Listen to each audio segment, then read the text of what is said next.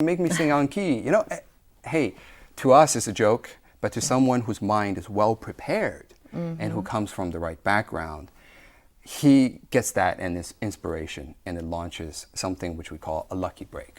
Of course, you're talking a lot of things about your book, but we're going to get to that later. Okay, the book is called Get Lucky, 祝你好运. So basically, get lucky. That's the English translation, right? Well, a lot of my English-speaking friends are like, do you mean like get lucky? Isn't that get lucky? I'm like, well, it's a little bit intentional, the double entendre, Okay. But I think you didn't intend to be a writer because your dad was a writer, but you didn't think that you were going to be, walking his steps until much later, right? I mean, what was the very first Not interest? even until much later. Not ever. that much later. Probably. Right. Yeah. So, right, ever. Okay. So was it like intentionally, like you just didn't want to walk in your dad's footsteps? I mean, by the way, your dad is Liu Yong, who is a very famous writer. And also, he also hosts a TV show. But he's a very smart guy, according to your mom. And probably you think so too. But I think a lot of young people here respect your dad a lot. And that probably puts a little bit of pressure on you. But now you're getting to be who you are, regardless of your dad, or who your dad is. But anyway, okay, so what's my question?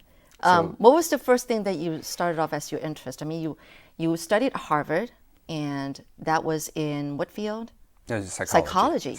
And that's why you have the book. We're going to get to that, like I said. So what was the very first interest? You know how they always ask kids in the States, like, what do you want to be when you grow up? And everyone always had an answer. You didn't have an answer? I never had an answer. Because my answer would always be, I don't want to grow up. Why do I want to grow up? Growing up is hard. I see the adults around me, they're working their butts off. I can enjoy being me.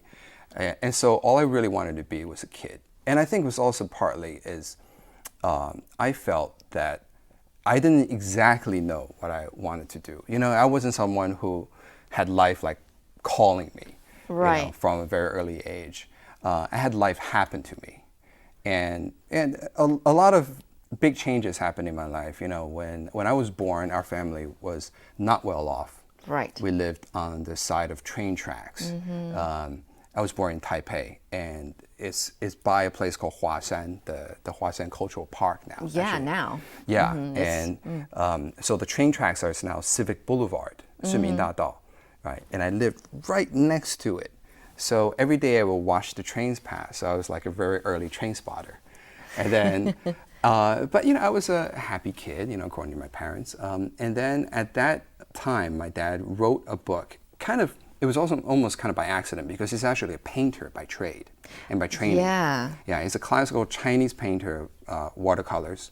And because he was hosting a TV show at the time, so he wrote some scripts for it that are more motivational. He thought maybe I could publish this. And no one wanted to publish it. No, actually because of the show. So he thought he had a chance, but actually all the publishing companies told him like, no, we're not interested. So he just, he printed a few hundred copies himself, but then they just ended up becoming a bestseller. Right. Yeah, totally by accident. Yes. And so that changed our life. When I was 5 years old, we were able to move out of that little, it was 违章建筑. It wasn't even supposed to be built in there. Yeah. And then moved to 忠孝东路4段 now, which is, Zhongxiao Section 4, which now everyone Downtown knows Taipei. is a very expensive area. And back then it was just starting to get developed. Yep. Right. So that was the first big change. And then my father got an opportunity to become an artist in residence at the Danville Museum in Virginia. Right. And it was a part of a kind of an artist exchange program they were having with the Natural History Museum here. And so he took it.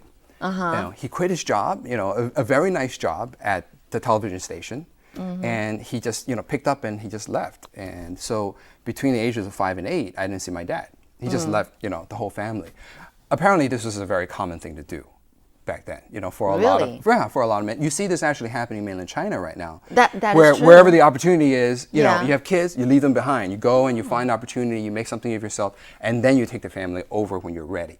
But right? it seemed like your dad was so lucky to have that opportunity just out of nowhere, sort of. Which one? I mean, the artist? Yeah. Well, in actually, Virginia? he fought very hard for it. Because as a painter, he was always worked very hard at his painting. He won a lot of national competitions, and so that got him that opportunity. So it was step by step. It didn't just fall out of thin air. So he was first a painter, then a writer. Yes, he was first a painter and is a writer by accident. Yeah. Yeah, and but he always loved words. He seemed always very optimistic about life. You know what? No, I wouldn't say No? that he was optimistic. No. I would Okay. say that he is a pragmatist, and also that that he has a very high degree of self-efficacy, where he feels that whatever obstacles come my way is a problem to be solved rather than a setback. Of course, you mentioned that in your book too. And yeah, that's a crucial factor on Are having you a a lucky life. pragmatist too, you think?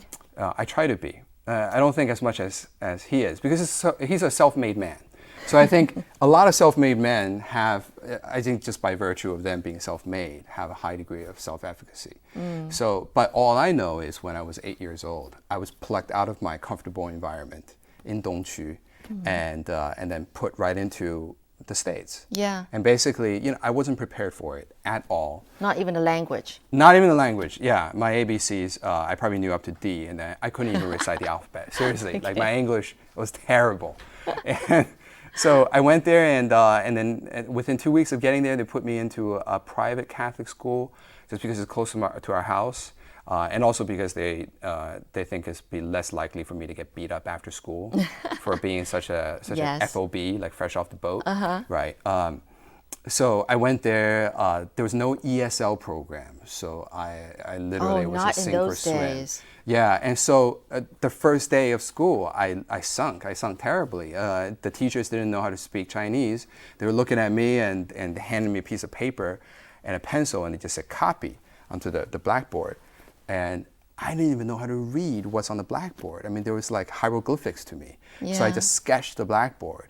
And they realized that, wait a second, this kid really doesn't know anything. They asked me, the classmates asked me, so what's your name? Right. And I couldn't understand understand their question. So I answered them in the only phrase that I knew how to say, which was, I don't know.